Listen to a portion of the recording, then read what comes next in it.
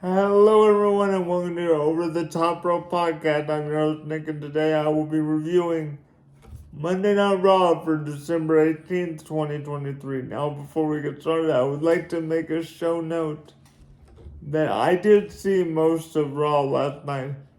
However, I fell asleep during the main event because I was super tired, so I don't know the result of the main event, which was Damian Priest and Finn Balor versus the Creed brothers. But from what I saw from the beginning of the match, it was a pretty good match. But I'm sorry that I cannot do my full thoughts on that part of the show because I did fall asleep. I just wanted to be straightforward and transparent with you guys. So I do apologize for that. But for the most part, I did see all of Raw, so let's get started. So we started off with Judgment Day kicking off Raw, and they were all standing in the ring declaring that, they run Raw, Judgment Day's regular spiel for the last year. And it's getting kind of boring, actually. But then some light came to fruition when R-Truth comes out, and he still thinks he's in with the Judgment Day. R-Truth, there's this gimmick going on now that R-Truth thinks he's a member of the Judgment Day, which I find hilarious. Even though it's kind of... Sorry, my glasses are falling and everything. Even though it's kind of weird and everything, I still love the R-Truth dynamic with Judgment Day. I think it's hilarious. And, realistically, we all know that R-Truth is not a part of Judgment Day, but I love how when R-Truth is in a segment with Judgment Day, you can just see the look on Damian Priest's face. He is trying so hard not to bust out laughing. You can see him crack a smile every once in a while because, it's R-Truth, and, you can't help but smile when R-Truth is in the ring. So, R-Truth says that, everyone has a match except him. Or that everyone wants to whoop out, that everyone has a match except him. So he goes into JD McDonough and he says, why don't we have a match tonight? And it'd be a Miracle on 34th Street fight, which was already advertised. And JD McDonough's like, bro, that match has already been advertised. And R-Truth's like, really? No. Then R-Truth says that there should be a stipulation that if the loser has to leave Judgment Day. And what I love about R-Truth is he has a Judgment Day shirt on because he literally thinks he's in Judgment Day. And so they have this gimmick, what they have every year, the Miracle on 31st Street fight. Nothing special. Typical spots, into the cookies, into the pies, candy cane, kendo stick shots, typical WWE shit. The ending game when JD McDonough and R-Truth were up on the top rope, and JD goes to do an impaler DDT off the top rope through a table, but what ends up happening is R-Truth ends up pinning JD McDonough. So everyone thinks that JD is quote unquote out of Judgment Day. And R-Truth is so ecstatic, he's so happy.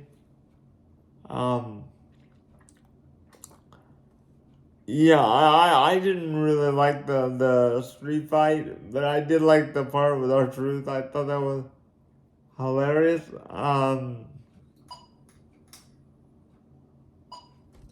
Then I believe the second match, sorry if I don't go in the order.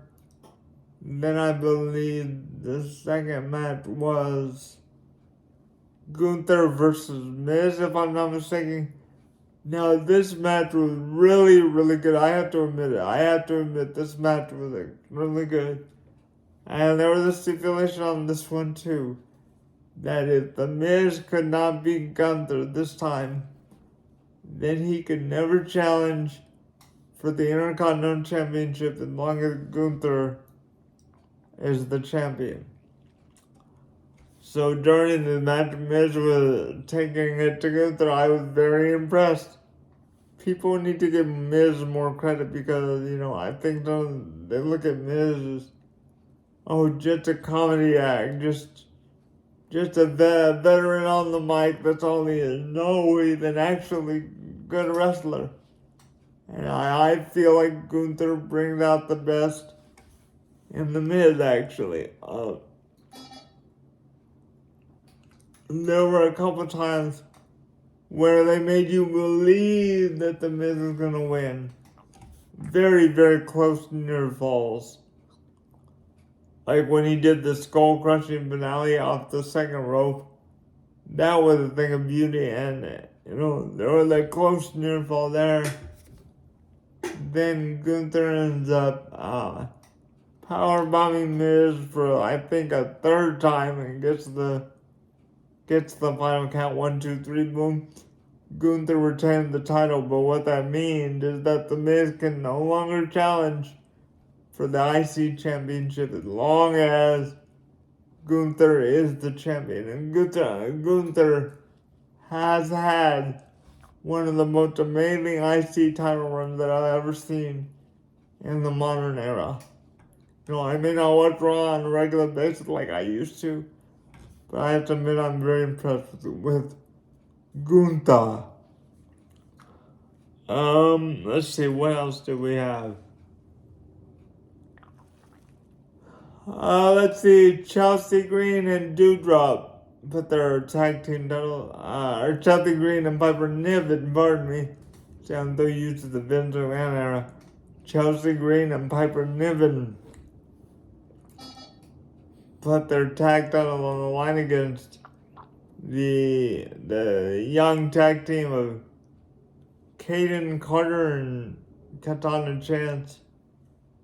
It used to be known as KP Catanzaro, but now she goes by Katana Chance, which I think is a very weird name. But anyway, this was for the women's tag titles. Very, very good match, but one thing I'll say, the crowd was literally dead during the first half of this match. The crowd was dead. You could hear someone sneeze in the audience. That's how quiet it was. You could hear a pin drop. That's how quiet it was. The crowd only came to life during the last, maybe 10 minutes of the match. Which is really sad because these women really put their hearts and soul into this match. And, I feel like they were given, the audience being quiet kind of took me out of the match. But I'm glad to see that during the last end of the match, the audience kind of woke up a little bit, so I'm glad they actually weren't dead during the whole match. That would have been horrible. The ending came when I believe it's Casey or not Casey, Katana or Cadence, Caden, pardon me, I'm so sorry. Caden or Katana went up on the top rope and did some kind of handstand elbow drop, which they call the party starter, I believe. Correct me if I'm wrong in the comments. And they actually got the 1, 2, 3. I was very impressed. I was actually shocked that they got the pinfall. But I was a little kind of saddened for them because the reaction from the crowd wasn't as big as I thought it would have been for them winning the tag titles. But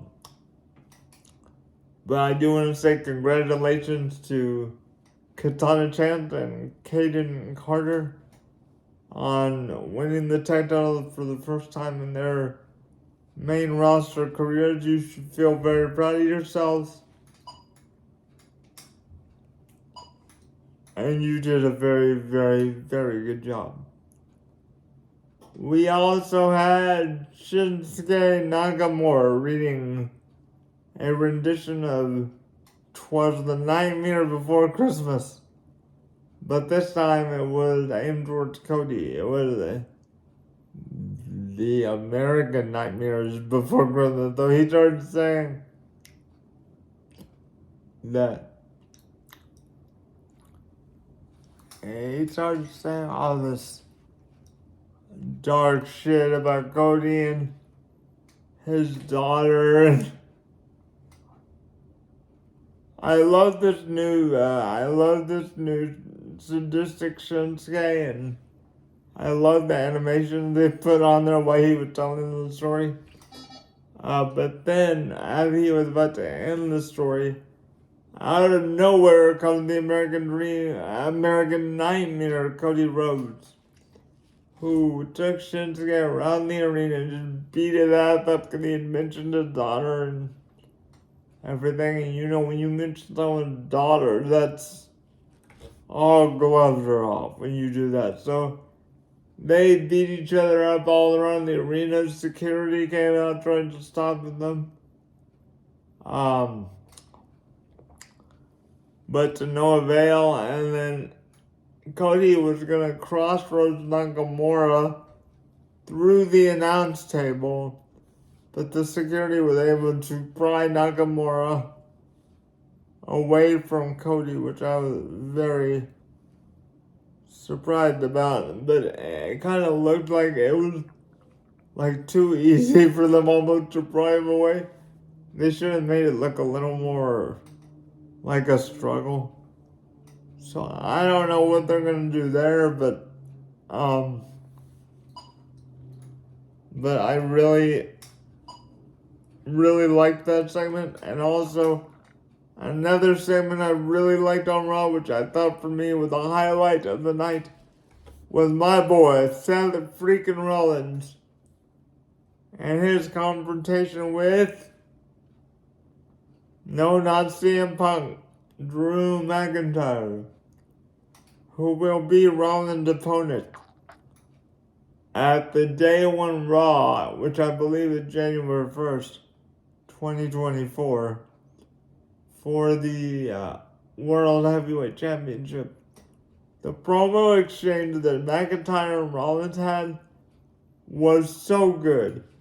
McIntyre put realism in his promo, which I really liked, and he talked about having to be away from his family that lives across the world, and you know, his grandma and grandpa being sick, and him calling home and saying, "I'll come back home," you know, the wrestling is just a side gig, and you know, what's more important, more than the fans, more than the money, his family. And he talked about how his family was like, no, don't you dare give up your dream.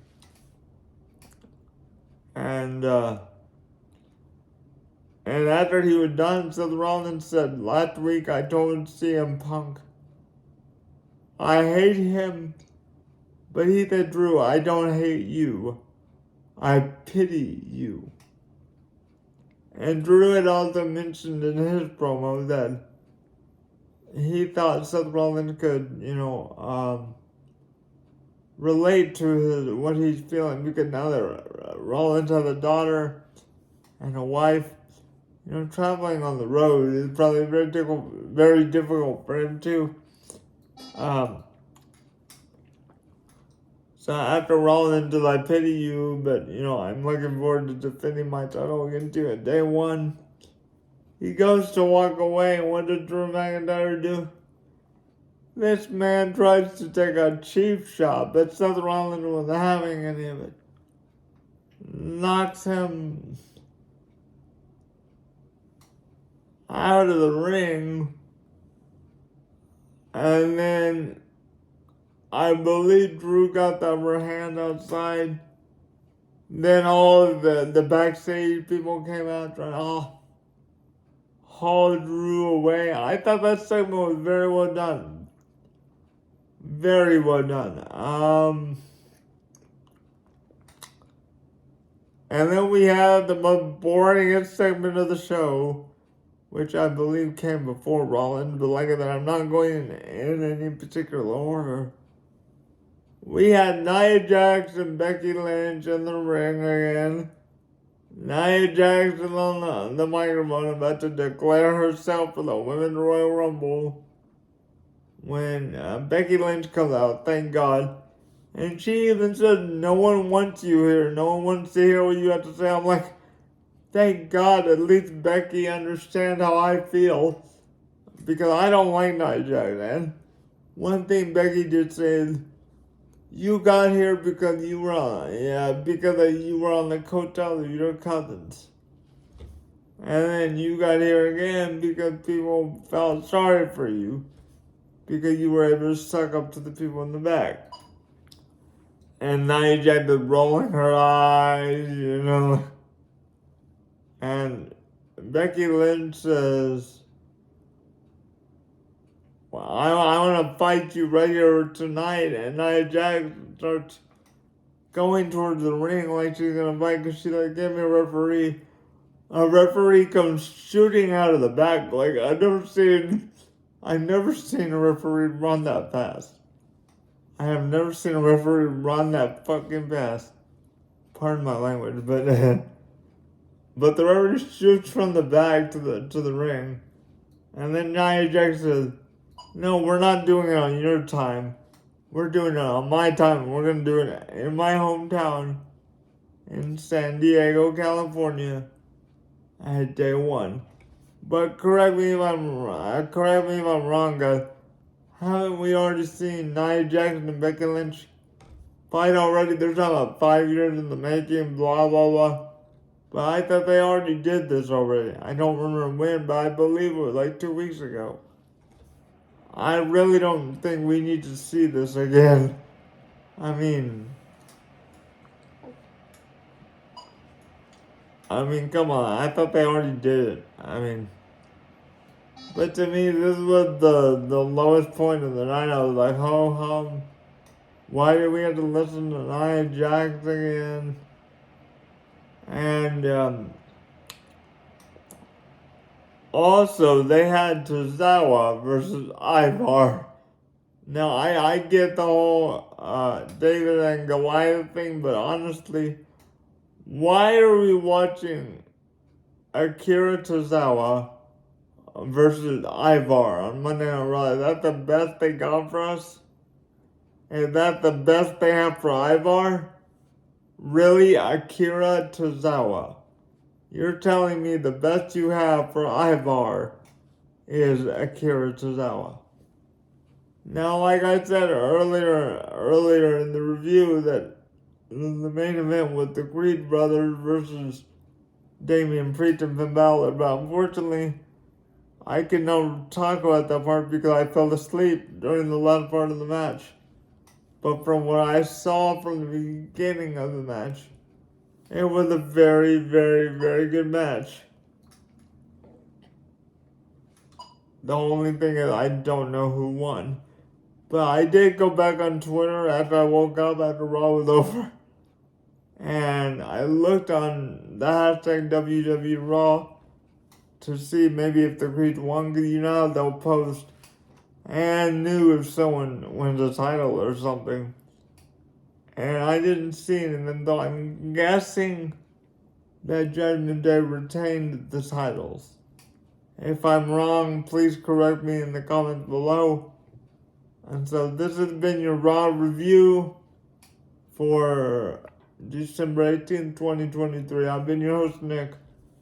Thank you for joining me for the Over the Top Rope podcast. Join me again next time when we go over the latest news, rumors, and gossip in the pro wrestling world as we go over the top rope. Thank you for watching, everyone. Goodbye. 3